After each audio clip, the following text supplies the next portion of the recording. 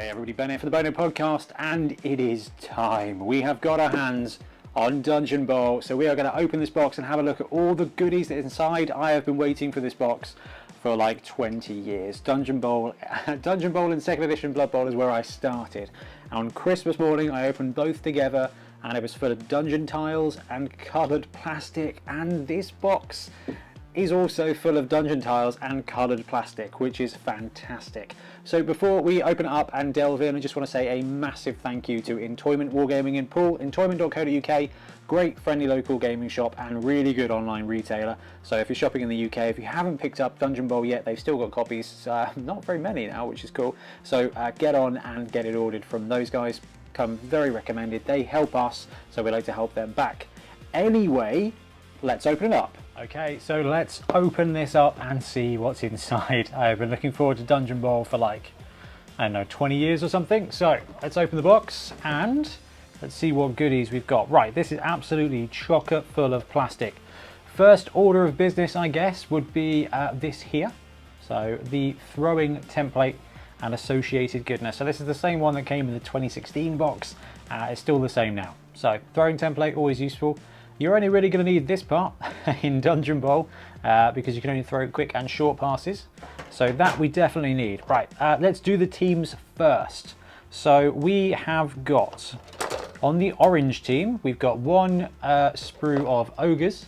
So that's this sprue here. Now I'm not going to look too much at the models because they've been out for a little while now, and I think with most of these kits we've done unboxings. Well, I know we have of the ogres anyway. So one solid sprue of the ogres. Now this is just a straight up ogre sprue and a straight up dwarf sprue as well. So we've got both the teams there. So that's two sprues of goodness. And in the purple corner, we have got the Skaven and the Dark Elves. Now Dark Elves, they come in a few bits. The Skaven teams are doddled to put together. Dwarves are okay apart from their little bits on the back. I mean, it's classic Games Workshop, so it's always good.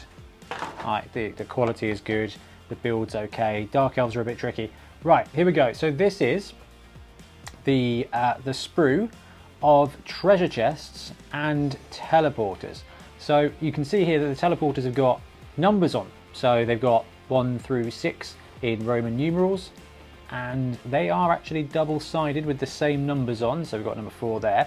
And then the treasure chests. So this is quite interesting. You've got 6 of the lids, which are exactly the same. And you've got 6 of the boxes, which are not the same. The outside is the same, but you can see they've got little bombs, and they've got one ball in there as well, which fits in with the whole 1 in 6 thing. Now, a lot of people probably are, you know, you can paint them the same way. You're going to figure out which is which, and that's, you know, we've talked about that kind of already. It will work just fine for the game. If you're playing at a competitive level, maybe use cards or something. There's plenty of other different ways to do it. But we've seen the sprues, and they are cool. And there's not a lot of building to be done there, which is nice. All these teleporters just being single pieces, I like that. I think that's very, very useful. Okay, now we've got the big shiny cardboard intersection, and on the other side of it, we've got all the teams. Let's have a look. So this is Blood Bowl 7's, Death Zone, the Core Kit, and Chaos, Elves and Necromantic, which is an interesting split. Not the most recent ones, though. I'm a bit surprised at that. Right, so we've got the book here, and it is still vac packed, so we will sort that in a second. And we've got the instructions there as well, which is cool. Got another cardboard divider. All the bases, so we're going to need the 25mm ones for Noblars. Everything else gets a 32, which is fine, so we can pop that to one side as well. Or throw it on the floor. Good job, Ben.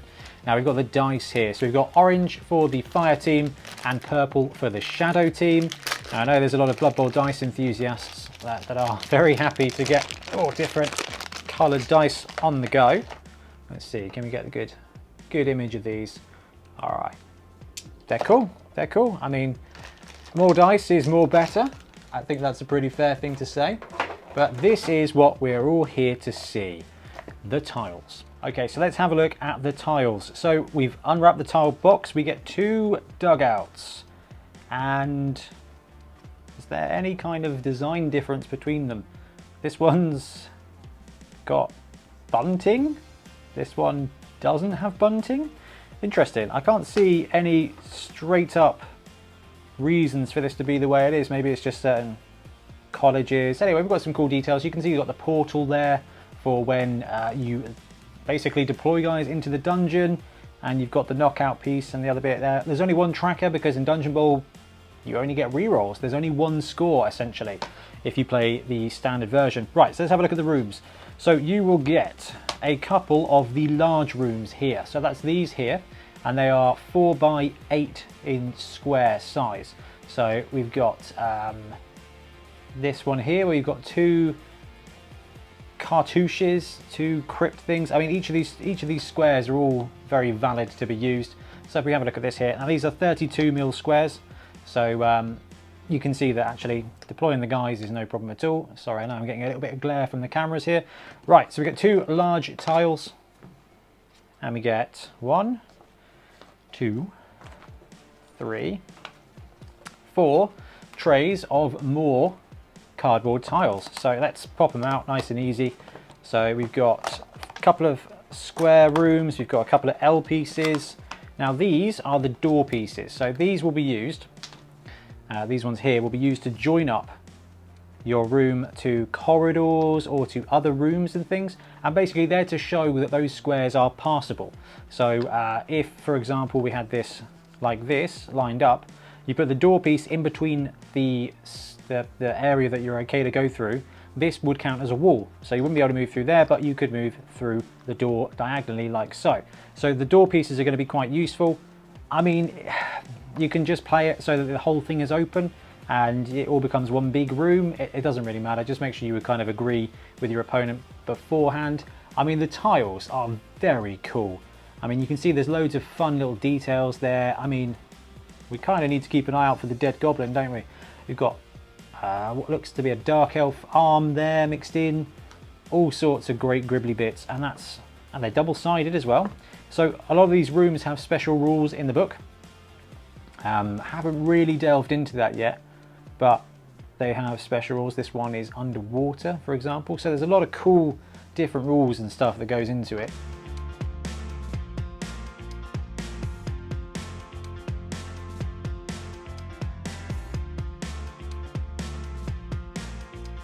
Okay, so having popped absolutely everything out, what we've got are 2 large rooms, 4 small rooms, and they're all double-sided, so there's different. So we've got like a Chaos Star on this piece here. You've got the tomb there. I mean, I love the detail that they've gone to. The 2 large rooms, we've got one with a bridge over lava as well. Now, how you want to play that is absolutely fine, but the cool thing is if you want it to just be open space, you can just swap it to the other side and have the crypt. Have the standard crypt, and this one here has got a big statue in the middle which does nothing, and you've got the dragon's cave there where it's full of gold and a dragon. So I got my dragon, which is cool. Now you've got the end zone pieces. So there are 2 sides to these. You've got what looks to be kind of temple specific ones, so just a bit bloody, just a bit like gold and crafty. Now if you flip them over, you've got kind of what I would say is a standard end zone for Dungeon Bowl, where you've got like the blue and red like zoning. In old Dungeon Bowl, that's not fair, in 3rd edition Dungeon Bowl you had a room like this for each player, and in the oldest Dungeon Bowls you had an entire A4 page for it. So you get 2 end zones that are double-sided as well.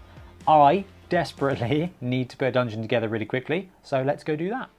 Okay, so popped a few rooms and a few corridors down just to kind of get a feel of the size of the dungeon and how the pieces go together. So I've grabbed a couple of my corn models. I know they're not painted, they're only undercoated, but I mean, what's to say? The card tiles are appropriately sized for Blood Bowl. They're 32mm, so there's plenty of room to move around. And if you're like me, you've got your big guy models on 40s, so that's going to mean that you've got plenty of space to kind of spread out a little bit. And you can see there is a little bit of space on the tile. If you put 2 guys next door, you've got a little bit extra width, so there is a bit of flex there, especially if you're using some larger models. Now if you're running Snotlings, you're going to be just fine. But yeah, the other thing to mention is you've got these door tokens. Now you don't need them, so if we get rid of that, you can see here from the setup of the dungeon, it's quite obvious as to which places you can move to and where you can travel through. Now, by having the door, it will help if, for example, we did this, and we put 4 squares of one room next to 4 squares of another room. You pop it on there and it becomes very evident as to which there is. Now, what I'd probably say is if you're going to play Dungeon Bowl, just use the doors for when there's reason, okay? If you've got a crossover like here in a large room and it's another large room, then actually, yeah, put a door to show where the opening is. But if, like we had it before, you know, you've got just corridors connecting your rooms, or just rooms that are connected by a little bit like here, like a little bit of a space, I think you're good to go. So, big fan of that. As it comes, the kit, there's plenty of tiles, and I'm going to have a look at some dungeon setups. We've got 2 whole teams, you've got all the markers, you've got cool teleporters, and then there's the book as well. So let's dive into the book. Okay, so I've had to turn the other camera off here because I could not get the shine off the gloss of this book. So we're going to have a quick look at the Dungeon Bowl rulebook now. Now, if you're following the channel, you can see we've covered a lot of these rules already in individual videos, or we will be doing so. So we've already got a rules breakdown up there if you want to see how to play Dungeon Bowl or how it works. We'll have a game coming this weekend. But let's take a dive into the Dungeon Bowl rulebook. So, classic Blood Bowl layout, you've got the team there all set up, you've got the intro to Dungeon Bowl, so it actually talks it through here. Welcome to Dungeon Bowl, the game of fantasy football with a twist. So the book itself is 102 pages. So you get a breakdown of what the game is and how it works, you get standard rules, you've got the setup bit for setting up a dungeon, you've got the rules of Dungeon Bowl. So rules and regulations and the rules of Dungeon Bowl are exactly the same as Blood Bowl, but there's a couple of twists, I guess. Now, that's basically stuff like throwing balls off walls and things. So we've got a breakdown here of everything that's in the box, including the different rooms with their names. So you get 4 cardboard square rooms and 2 rectangular ones. Now they're double-sided and each of them has a specific room. So when we looked at the tiles, you can see we've got the Fiery Chasm, Chaotic Idol, Dragon Youngling's Lair and the Crypt. And you've got the Armory, the Kitchen, and each of these have got different rules, and as we go through you'll kind of see that. Now, sporting paraphernalia, we've got chests, we've got portals. So those are the 2 big things here with Dungeon Bowl that changes up the way the game is played. Portals allow you to teleport around. Chests, one of them's got the ball, the rest of them explode. So, alright with that. Range ruler, ricochet template, or the throw-in template there. I mean, you can see here, that's how ricochets work. We've done a video on that as well. You've got the corner bounces too. You've got the dice breakdown as you would normally have. Now, rules and regulations, like I said, this is basically the same as the Blood Bowl rules.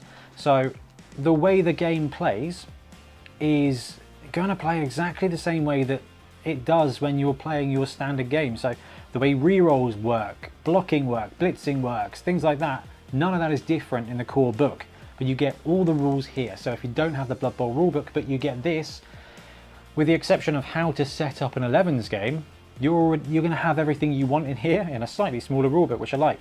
Now, they've done a good job here of pointing out tackle zones and how they work in a dungeon. It is very logical, but it is good to see. So you can see here that through a door, you get tackle zones directly in, but not diagonally in there. So that's quite good too. So that kind of clears up things, and that is probably going to come up. And then you've got bits on how the players work. What special bits have we got for Dungeon Bowl? Draft lists. I mean, everything in here is going to be 50k for a reroll and a million gold pieces if you're using the Dungeon Bowl teams. Rerolls there. You've got some classic art. I mean, I love the direction that they're taking with this. It's so good. So they've got setting up the game segment here. So when you are building your dungeon, this is how to do it. And it's not a lot of rules, but there is a good bit here about whenever 2 dungeon tiles are placed adjacent to each other, there should always be 2 squares connecting them. No dungeon tiles should ever be connected by a single square because it gets gummed up. So here it says, look, add a door. Well, we talked about that. We talked about these little cardboard tokens because it will help delineate which squares can be moved through. Got some dungeon breakdowns there, some different ways to change it. Now, I'm a big fan of setting up the dungeons as symmetrically as possible because I think it's as fair, but you can just do it however you like. And that's the really cool thing here is you get to work with your opponent to build the dungeon. And we've got all the special rules here for the dungeons. Now, Ben and I are going to go through these in detail, I think probably on the next episode of the podcast. But my favourite is the kitchen here. So let's have a look at the kitchen rules. Any player that begins an activation within the kitchen may perform a throw food action instead of doing anything else. Select an opposing player within 4 squares of that player who can be seen and roll a d6. On a 5+, they're knocked down. So basically you go into the kitchen, there's loads of food kicking around, and you pick up something and hoon it at the local player and knock them down. And we've got the crypt, we've got the dragon. Now there is no dragon, there's just rules for a dangerous dragon room, which is a shame. So it's just he just sits there basically and attacks players, which, you know, is alright. So chests, one of them is going to have a ball, the rest are going to be exploding, which is definitely a twist on standard Blood Bowl. And you've got teleporting portals where your guy is just going to be able to bounce around the dungeon. So if we have a look at the dungeon map back here, you can see that on here, what will happen is you will work with your opponent and put teleporters on there. The teleporters are numbered 1 through 6. When you get onto a teleporter, you roll a dice and you go to the corresponding teleporter. If you're already on the corresponding teleporter, you go missing, basically. You just get vaporized. Now, the rules of Dungeon Bowl are mostly the same as Blood Bowl, but they've got some really good breakdowns here of how stuff works in a dungeon. Now, there's always going to be questions that don't come up, so work with your opponents to kind of figure out. But jumping over prone players is going to be huge in this game. And when it was brought back, there was hopes that it was brought back because of Dungeon Bowl landing. Passing the ball, big change here. Only quick and short passes. Long and very long, just simply not going to happen. Otherwise, everything else works the same as Blood Bowl. You can bounce the ball off a wall, which is very cool. So you can kind of higgledy-piggledy it through a corridor if you're lucky enough to try and pull it off. Throw teammate, you can do that in a dungeon still. If you throw them into the wall, they will splat though, so be careful of that. Hitting the wall is very important there. You've got the rules for blocking, which are the same as Blood Bowl as well. You've got block dice and how it works. You've got how to push players and chain pushes in a dungeon because the walls can get in the way. If you get pushed into a wall, it's not quite the same as the crowd rules from standard Blood Bowl. So in standard Blood Bowl, if you get pushed into the crowd, you just like get gone. Basically, you have to roll a dice here. On a 1 to 3, you fall down on the ground. On a 4, 5, 6, sorry, on a 1 to 3, you're fine. On a 4, 5, 6, you fall down to the ground and get an armor roll. So you can turn pushes into something better. Now, all this here, the way SPP works, the way the league system works, firing players, hiring new players, getting skills, getting random skills, is all the same as the core game, but it's all here. So if this is your first sort of step into Blood Bowl, then you're going to have all the same rules. So you are going to be able to play the core game and Dungeon Bowl, which is pretty great. There are a couple of changes in some of the skills. Bombardier actually says you can't bounce the ball, and it talks through how to send a bomb through a portal, as in it doesn't. So it just goes into the portal and then disappears because it explodes as it's transferred. Now, as we've seen so far, there's no major changes to the core skills. There are a few changes to the players, but we'll come to that in a second. Now, inducements in detail. Not a lot of inducements here. So if you're going to play Dungeon Bowl as a league or as a competitive environment, you can do so, but the only inducements that are available: team training, 100k for a reroll; bribes, 100k for a bribe. Now, there's no cheaper ones here because there's no keywords, so there's no star players and no keywords. You've got a wizard for every college, which is awesome, and they're discounted to 100k, so they vary from lightning, fireballs, draining life, shadow step, which is basically teleporting your dude a few squares across, is brilliant. I love that bit of theme in there. I think that's really, really, really key. So this is rules on how to run a league in Dungeon Bowl. So again, it's nothing too, it's basically the same as standard 11s, but it's nice to have it complete. Right, here we go. So we've done detailed looks at all the colleges on the channel. What day are we on now? Okay, they're not all out yet, but they are coming. So we've got a breakdown of each of the teams. So the College of Fire, we're looking at Dwarves, Orcs, and a bit of the Khorne team. So this is kind of your hard-hitting team. Love that they've got little Noblars. The College of Shadow, I think this might be one of my favourites. We've got Dark Elves and Skaven, but with a little bit of Goblin Lineman in there as well to add to the dodge factor. So huge fan of that. College of Metal is full of bruisers, literally. So this is your Orcs, Humans, and Black Orc team. I think most of the team is basically going to be your Black Orc blockers and things like that. There is also the Bloodseeker from the Khorne team in this one, so a little bit extra strength is always pretty good, and that guy having Frenzy makes him pretty potent. College of Light, now this is Bloodtide's favourite one. It's Nobility, Elves and Humans. So that's it for this roster. 3 different teams, some of the positionals for them. This one's all about being fast, light, dodgy. I think this one is not the most exciting, but could be one of the most powerful in there because it's really balanced. College of Death is basically an undead team with flesh golems and wraiths added, and some of the positional numbers have changed, so you can take 0 to 4 blitzers in total, whereas normally you'd have to take 0 to 2 wraiths or 0 to 2 wights on each of their corresponding teams. Together it's just together at 4, so you get a good mix of players. So the College of Death, the 2 undead teams, no werewolves because they are in the College of Beasts. Now the College of Life is very cool. We've got Wood Elves, we got Snotlings, we got Tree Men, we've got Snotling players, Wood Elf throwers, we've got Halflings in there as well, and Nurgle. So you can take Halfling Hefties and Bloaters. So you can take the Bloater in there as one of your positionals, having that strength 4 piece. You've got the Rotter Lineman down there as well. So there's a ton of modelling potential here with the College of Life. I think we're going to see a lot of Tree teams, and I think we're going to see a lot of Nurgle Disease teams. And then the College of Beasts, which is looking like being one of the fan favourites here, is basically a Beastman roster with 0 to 3 big guys mixed up from here. You can take 3 of whatever you want. 3 Minotaurs, that's where I'm looking. 3 Rat Ogres, you can go big here, up to 3 total. Curse Blockers, Pesticles, Korgors, and the Werewolves fit in this roster here. So it is just all beasts and a couple of random Chaos Blockers. And the College of Heavens, which is kind of snuck in here, with most of the Lizardman team mixed in with Human Thrower and Nobility Blitzers. So really fast team. This one's going to be quite an elite team. Doesn't have the agility of the Elf team, of the College of Light, but the College of Heavens here is going to be super fast. This is your running league, okay? The Human Thrower is going to be able to work really well with the Noble Blitzers as your tight ends, and the standard Skinks running at 8. Going to be really fast. And here you've got a list of the different teams that won the event. Probably one thing to point out is the college of each college has got a breakdown of what the college is about, and their kind of famous star team, their team colours and things like that. It's quite a good bit of fluff. Not as much fluff as I was expecting, but it's still very, very, very cool. And then you kind of got the College of Shadow here to close out the book. So there we have it. We've had a pretty good dive into the dungeons of Dungeon Bowl. Now, this is not a competitive 11s kind of Blood Bowl expansion. I love it because it is as close to a sandbox as we get from Games Workshop anymore. So this is basically another way to play. So if you love Blood Bowl, absolutely love Blood Bowl, and you're the kind of player that likes the pitches and if you liked Death Zone, I think this is definitely an expansion for you. The box itself has got so much replayability. The dungeons you can build out of just one set. There's an absolute ton of them. Like you can go to town, you can build up loads of different things. There's loads of different teams to go with.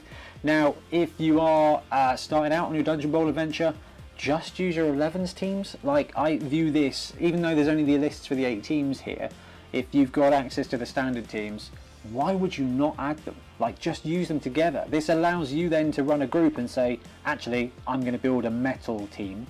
A College of Metal team, which you can do, and then you can just play against them using your Imperial Nobility in a dungeon. So this just adds an insane amount of replayability and other ways to play, but this book doesn't have everything I was hoping for. Okay, we've got dungeons, we've got special rules, we've got teams.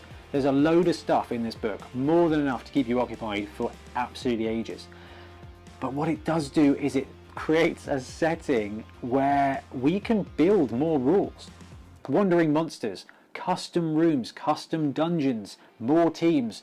This is the launching pad for what we as a community can now put together. So this is the start. Do we have giants in a Dungeon Bowl? Do you build a big room where you can throw a long bomb? You know, there's just an absolute ton more stuff you can do with it. And this is why it is, I think, probably just one of my favourite things that's come out for Blood Bowl in this edition. This doesn't have all of the rules you can think of.